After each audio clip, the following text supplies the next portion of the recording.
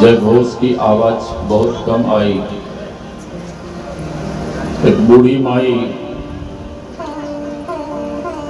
अपने गूंगे पोते को लेकर कुप्पा घाट आश्रम गई और आचार्य श्री से प्रार्थना करती हुई कहने लगी कि बाबा मेरे पोते को आशीर्वाद दे दो।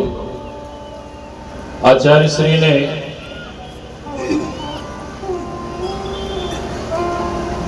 उस बूढ़ी माई को और उसके पोते को थोड़ा प्रसाद देते हुए कहा, ठीक है माता जी जाओ। तो माई प्रसाद लेने के बाद रोने लगी। जब रोने लगी तो आचार्य श्री ने अपने सेवकों से पूछा कि माई क्यों रो रही है। सेवकों ने कहा, हुजूर इसका पोता बोलता नहीं है, ये चाह रही हैं कि आप इसके पोते को आशीर्वाद दें और इसका पोता बोलने लग जाए। जब माई बहुत रोने लगी तो आचार्य श्री को दया आ गई और आचार्य श्री उस गूंगे बालक से कहते हैं, बोल बच्चा श्री सद्गुरु महाराज। बच्चा नहीं बोला। फिर दूसरी बार आचार्य श्री कहते हैं, बोल बच्चा श्री सद्गुरु। बच्चा नहीं बोला। तीसरी बार जैसे ही आचार्य श्री उस गूंगे बालक से बोलने के लिए बोलते हैं तो गूंगा बालक भी जोर से बोल उठा, श्री सद्गुरु। महर्षि व्यास श्रीमद् भागवत महापुराण में उन्होंने लिखने की कृपा की है, मूकम करोति वाचालम पंगुम लंघयते गिरिम यत् कृपा तमहं वंदे परमानंद माधवम। भक्त नरसिंह मेहता ने कहने की कृपा की है, द्वार दया का जब तुम खोले पंचम सुर में गूंगा बोले, अंधा देखे लंगड़ा चलकर पहुंचे काशी रे। जब वे संत भगवंत कृपा कर दें, दया कर दें तो महापुरुष कहते हैं गूंगा बोल सकता है, लंगड़ा चल सकता है। एक गरीब आदमी अपनी विकलांग बेटी को लेकर देवराहा बाबा के पास गया, शरण में पड़कर रोने लगा। संत शिशु सूर्य जी महाराज को भी गुरुदेव ने भेजा था कि जाओ बेटा शिशु, देवराहा बाबा से कहो सत्संग अधिवेशन में आने के लिए। जैसे अभी महाधिवेशन हुआ था ना गुरु महाराज के पैतृक गृह में, उसी तरह से गुरुदेव कहते हैं कि जाओ बाबा को कहो सत्संग अधिवेशन में आने के लिए। संत शिशु सूर्य जी महाराज गए, बाबा को प्रणाम करते हैं। बाबा ने कहा कि ये बच्चा कहां से आए हो। संत शिशु सूर्य जी महाराज कहते हैं कि मैं कुप्पा घाट से आया हूं। अच्छा, किनके शिष्य हो। इन्होंने कहा मैं महर्षि में ही परमहंस जी महाराज का शिष्य हूं। ओ मेही बाबा के शिष्य हो। हाँ बाबा। देवराहा बाबा ने पूछा कि मेही बाबा कहाँ रहते हैं। इन्होंने कहा वे कुप्पा घाट आश्रम में रहते हैं। देवराहा बाबा ने कहा कि बच्चा, तुम नहीं जानते हो मेही बाबा कहाँ रहते हैं। इन्होंने कहा कि कहाँ रहते हैं, आप ही बताइए। तो देवराहा बाबा कहते हैं कि बच्चा, मेही बाबा कुप्पा घाट में नहीं रहते हैं, मेही बाबा तो सुखमना घाट में रहते हैं। सुखमना घाट कैसे आए? संत शिशुसुर जी महाराज कहते हैं कि बाबा, एक बहुत बड़ा सत्संग होने वाला है और गुरु महाराज ने आपको सत्संग में आने के लिए निवेदन किया है। देवराहा बाबा कहते हैं कि बच्चा, मैं कहीं जाता आता नहीं और मुझ में और मेही बाबा में अंतर थोड़े ना है। देवराहा बाबा ने कहा कि मुझ में और मेही बाबा में कोई अंतर नहीं है। देवराहा बाबा ने कहा कि जो मैं हूं वही महर्षि मेही परमहंस महाराज हैं, जो महर्षि मेही परमहंस महाराज हैं वही मैं हूं। मुझ में और उनमें कोई अंतर नहीं है, कोई अंतर नहीं। उसी संत श्री देवराहा बाबा के पास एक गरीब आदमी गया और कहने लगा कि बाबा, मेरी बिटिया पर कृपा करो, दया करो। क्या हुआ? मेरी बेटी जवान हो गई है और मेरी बेटी से कोई भी विवाह करने को राजी नहीं है, शादी करने को तैयार नहीं है। जब बहुत रोने लगा तो देवराहा बाबा को दया आ गई और देवराहा बाबा कहते हैं कि ए बच्चा, तू रो मत, रो मत, मैं जैसा कह रहा हूं वैसा कर। हाँ बाबा, आज्ञा करो, आदेश करो।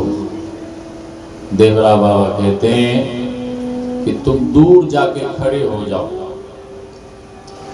वह गरीब आदमी बहुत दूर जाके खड़ा हो गया।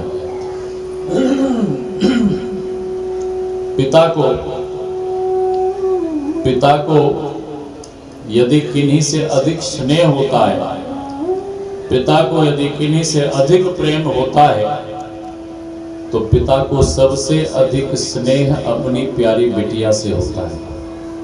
क्यों? इसलिए कि बिटिया जितनी सेवा कर सकती है उतनी सेवा और कोई नहीं कर सकते।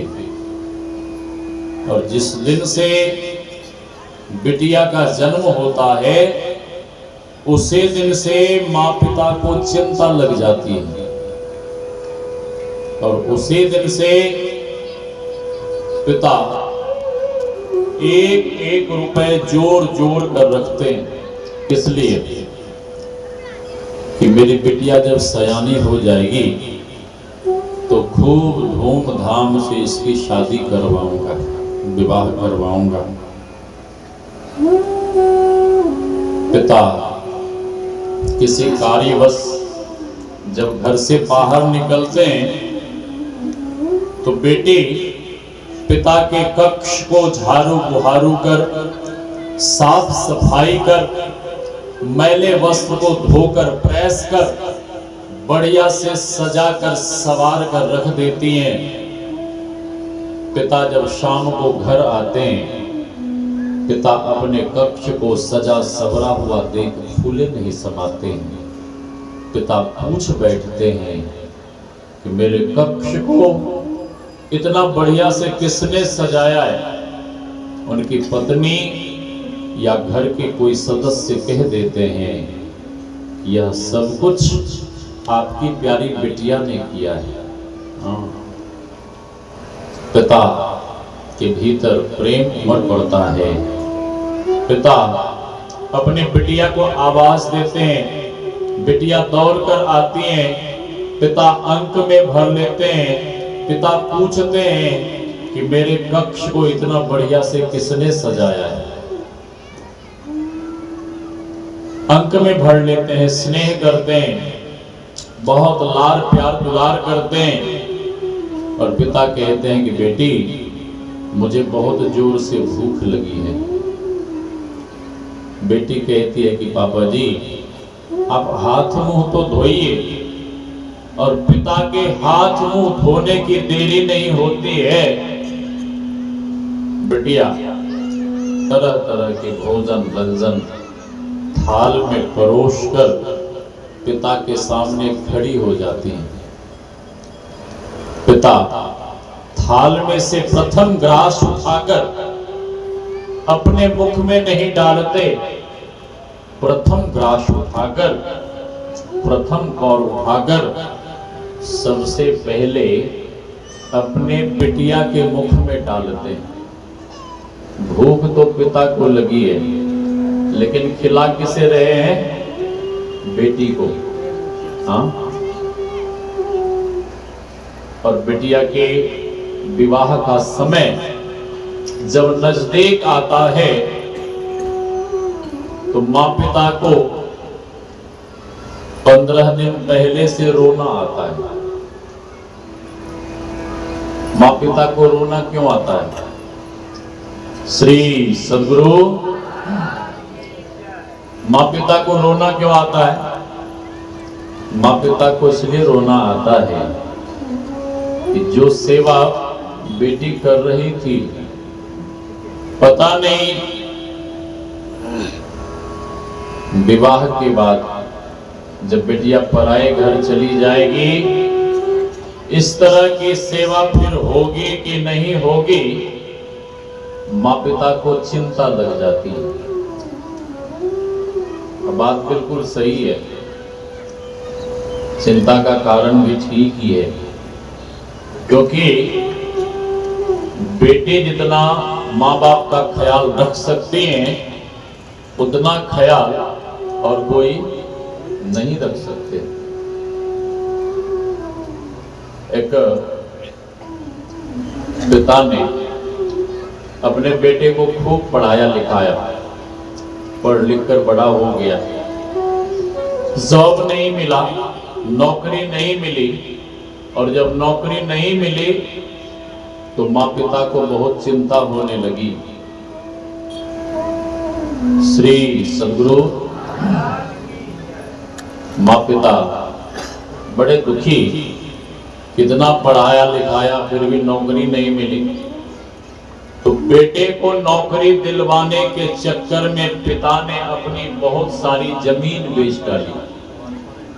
जमीन बेचकर पिता ने अपने बेटे को विदेश में जॉब दिलवाया। लड़का जॉब में लग गया, बहुत पैसे कमाने लगा, महीने के लाखों डॉलर कमाने लगा, साइड से बिजनेस भी शुरू कर दिया। कई वर्ष बीते, उसके वृद्ध माँ पिता बीमार रहने लगे। उसकी बूढ़ी माँ अपने पतिदेव से कहती है कि हे नाथ, ऐसा करिए कि अपने बेटे को घर बुला लीजिए। उसके वृद्ध पति ने अपने बेटे को फोन किया। जैसे ही बेटे ने फोन उठाया तो उसके वृद्ध पिता ने बड़े प्यार से कहा कि ऐ मेरे लाल, तू घर आ जा, तेरी माँ स्वस्थ नहीं रहती है, तेरी माँ बहुत बीमार रहती है और मैं भी बूढ़ा हो गया हूँ, तू घर आ जा, हम तेरी शादी करवा देंगे। वो लड़का हंसता हुआ कहता है कि पापा जी, हमारा यहाँ जॉब है, बिजनेस है, हम महीने के लाखों रुपए कमाते हैं, कुछ भी हो जाए हम इंडिया नहीं जा सकते। और उसके बेटे ने कहा कि पापा जी,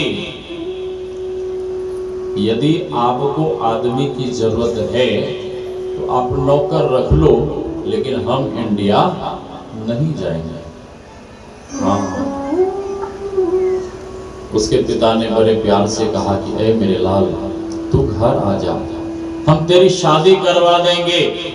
उसका बेटा हंसता हुआ कहता है कि पापा जी आप शादी की बात कर रहे हैं, वो तो मैंने कब की कर ली, कब का हमने लव मैरिज कर लिया, और शादी ही नहीं हमारे दो बच्चे भी हो गए। उसके वृद्ध पिता ने कहा कि ऐ मेरे लाल, तैने शादी कर ली, तेरे बच्चे हो गए, कोई बात नहीं, तू घर आ जा, तू रहेगा, बहू रहेगी, पोता रहेगा, हम लोगों का जी लगेगा, तू घर आ जा। उसका बेटा डांटता हुआ कहता है कि पापा जी ये बार बार घर आने के लिए, इंडिया आने के लिए कहकर हमें परेशान मत किया करो, टेंशन मत दिया करो। उसके बेटे ने कहा कि पापा जी आप लोग मरो या सरो, हम इंडिया कभी नहीं जाएंगे। ये बार बार फोन कर परेशान मत किया करो। श्री सद्गुरु। बेटा डांटता हुआ फोन कट कर दिया, फोन काट दिया। उसके वृद्ध पिता को बहुत दुख हुआ और उसके वृद्ध पिता घर के एक कोने में बैठकर रोने लगे।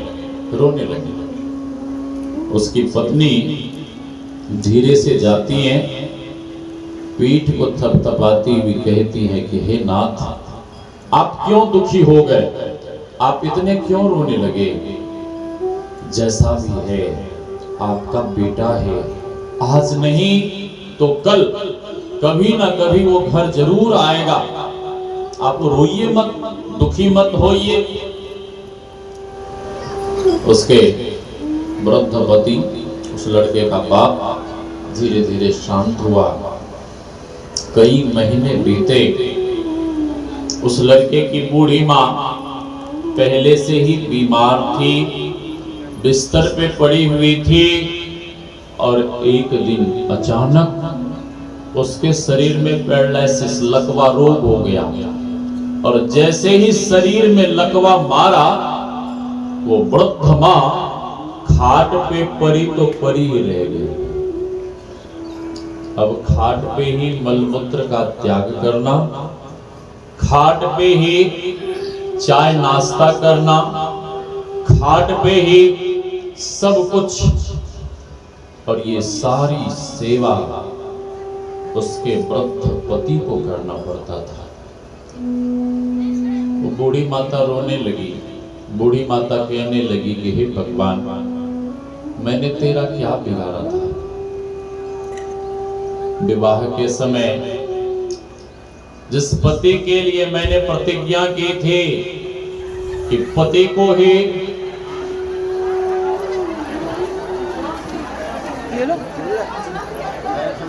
श्री सद्गुरु महाराज, बैठ जाइए। श्री सद्गुरु महाराज की जय। श्री सद्गुरु महाराज।